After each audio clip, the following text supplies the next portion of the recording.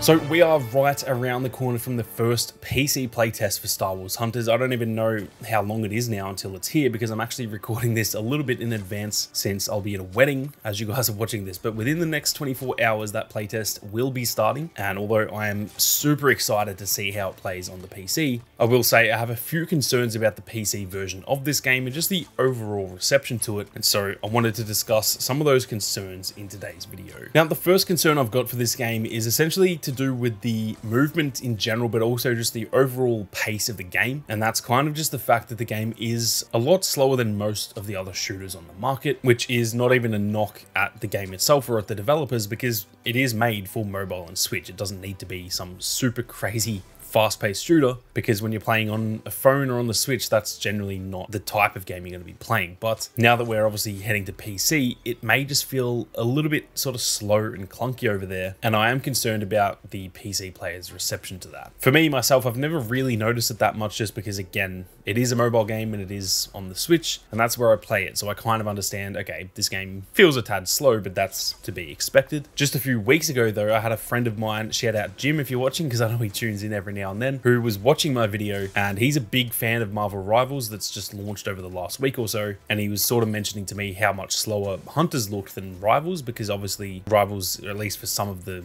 heroes in that game, it is a very fast-paced shooter, and he essentially mentioned how slow this game looks. And again, I sort of said to him, well, it is a mobile game, it's a Switch game, of course it's not going to be that fast. But again, we are now moving to also be a PC game, and again, I just hope that that doesn't result in the PC player base feeling this game is too slow and clunky, because realistically, in comparison to a lot of those other shooters out there, it definitely is just a little bit slower. Another concern I've got is something that I did mention at the beginning of Season 3, and then I kind of just dropped it because I didn't want to keep harping on it over and over again. But this is to do with the Arena Vaults, aka loot boxes. Now, for some reason, when it comes to mobile games, they just all have these sorts of things in there. Half the games out there that are mobile games are genuinely just full pay-to-win nonsense type of games. I guarantee if you went on the Google Play Store, for example, and just randomly picked a game and went and downloaded it, if you played that game for a few hours, I bet that there would be the option to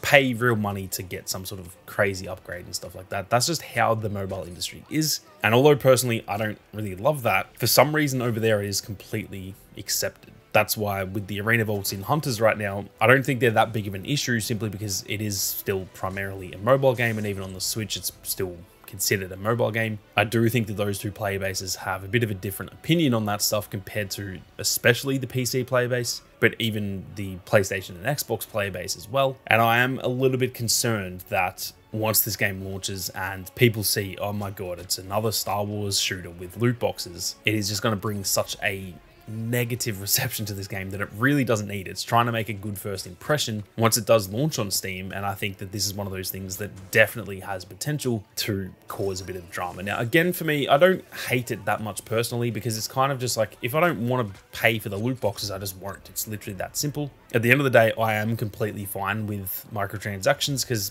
it's like that with everything.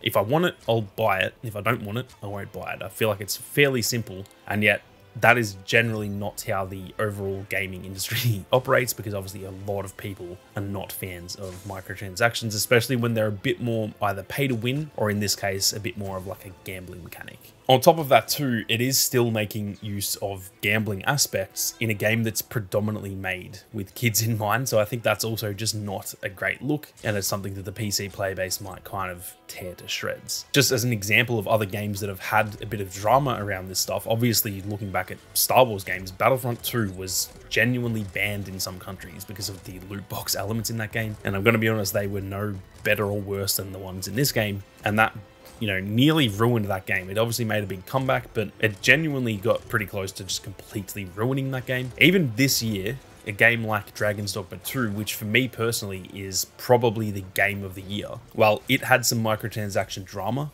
at launch, which again wasn't even that bad, but a lot of people just saw, oh, this game, you've got to pay money if you want to get the ability to fast travel. Again, that isn't how it actually was, but people just kind of take these things to the extreme. And then of course that just invites a review bombing, and that game now went from what I personally think is game of the year to a game that didn't even get nominated for game of the year, even though it genuinely is deserving of winning that award. So I do think that the whole microtransaction thing, it just invites drama. And look, some people might not care. Games like Apex Legends, for example, they've got a similar thing with like the loot boxes that they've got over there, and you can spend hundreds of dollars and get nothing from them at the end of the day. But I do just think it is something that invites drama, and it may never go anywhere. People might not care, but I'm just a little bit concerned that they really will care, and then it's going to kind of tank the reception of the game. Now, before we get on to my next 3 things on the list here, if you guys are interested in more Star Wars Hunters content, especially with the PC coverage over this coming weekend, be sure to hit that subscribe button. There is plenty more content on the way, so make sure you don't miss out. Now, another concern that I've got is essentially to do with the servers for this game. I do feel like on the Switch and on mobile, it is a little bit laggy at times. Now, I don't know if that's the case for everyone,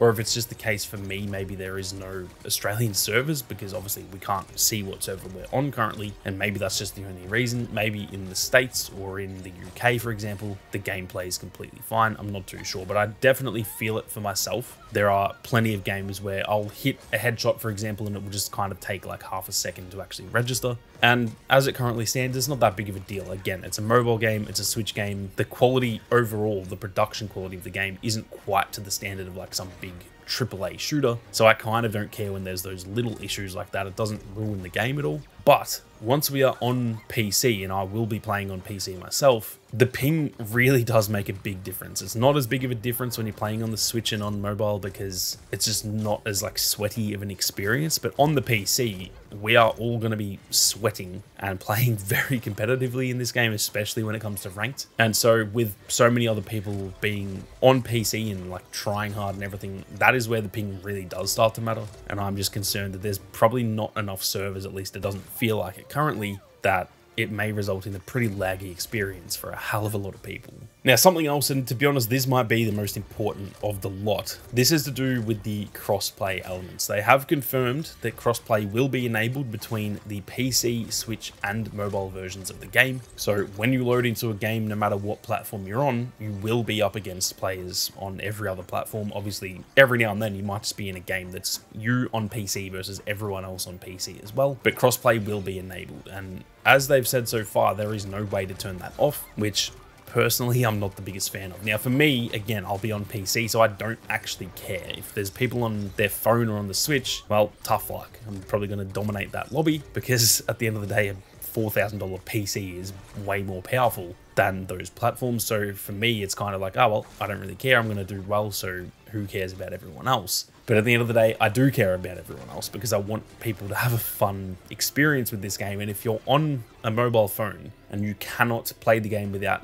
the chance of being in a PC lobby, that to me is just incredibly unfair. You're going to be at such a disadvantage. And don't get me wrong, there will be players on phones that will dominate PC players. I've played against some people on phones who are just so good at the game, so it's not like it's impossible, but I do just think mobile gamers, and even on the Switch as well, especially in handheld, will be at a very big disadvantage against players like myself, for example, who are going to be using a PC with a 28-inch monitor. It's just a completely different experience, and I really think that they need to add a toggle so that, hey, if you don't care and you want crossplay on, that's fine, leave it on. But if you don't want to play against PC players, you should be able to turn that off, in my opinion. It's bad enough from like PlayStation to PC. A lot of people always say they don't want to play against PC players, but it's even worse when it comes to Switch and mobile being up against PC players as well. Now, my last real concern about this game is kind of just almost all of those things bunched together, but just the overall feeling of quality of this game. Now, to set the record straight, I do think that this game is genuinely amazing, especially when you consider it's a Switch and mobile game. It is potentially the best quality mobile game that I've ever played. It runs so smoothly. I've said it since it launched that it does feel like it is kind of like a console game, but it just isn't quite there yet. And at the end of the day, it is a mobile game and a Switch game primarily. Now, once it launches on Steam, that is not the case anymore. It will now be a PC game first and foremost. Whether the devs intend that or not, it doesn't matter. It is going to be available on Steam, and therefore that is going to be one of the primary player bases for this game. And that means that it is going up against the big boys. It's going up against Marvel Rivals that just dropped last week. It's going up against pretty much the OG in Overwatch. There's games like Valorant and even Counter-Strike, which is obviously a bit different, but they're all kind of the same. All these very competitive shooters. They are all now direct competitors with Star Wars Hunters when, you know, they haven't been in the past. A lot of us, myself included, do often compare this game to Overwatch, but there is that added element of, yeah, it's similar to Overwatch, but it is on mobile and Switch, so it's just not quite the same. Well, that's not the case anymore. It now is directly comparable with Overwatch. And if I'm going to be honest, I don't mean to sound disrespectful to the game, it just isn't on the same level of quality as all of those games that I just mentioned. Now, again, that's not a knock at the developers. They built the game for mobile and Switch, and so it's not like they were trying to compete with those games and they've just come up with a worse product or something. That is not the case at all. And I also think if you ported like Overwatch, for example, to a phone, I think Hunters would be the better game than Overwatch, to be honest, on phone. But like I said, it is no longer just a mobile game, and because of that, it may not be reviewed well initially because people will definitely be comparing it to Overwatch and probably especially to Marvel Rivals, simply because one, that is the most recent of these hero shooters, and two, that is also using a big IP. Obviously, Overwatch is just like a brand new IP back when it started, but Marvel Rivals is using the Marvel IP in the same way that Hunters is using the Star Wars IP. So I'll be honest, when you compare Star Wars Hunters to Marvel Rivals, even though I love Hunters, I've been playing it for 3 years, it's pretty simple. Marvel Rivals is the better game. It's just simple as that. So I really hope that those comparisons and just the overall like feeling of quality of these games doesn't negatively impact this game. I hope that when we get the PC version, it does feel up to that sort of quality level, but I am just concerned that it may not, and therefore it may not be reviewed well. And I'll be honest, it could potentially kill the game. If this game launches on the PC and it just gets, you know, not reviewed very well and it's not got huge players or anything like that, that may be the thing that Zynga looks at and goes, all right, look, we launched it on mobile and Switch, it didn't do anything crazy, it just kind of existed. We've then launched it on Steam and it's much the same. It's just kind of like not getting crazy results. You know what? We're going to can it after all the content comes out. So I am definitely concerned about that. That's not to say that I think that's going to happen. I have no idea what's going to happen, but I am concerned that with all of these comparisons, people are going to look at Hunters and go, it's not as good as Rivals, so why would I play it?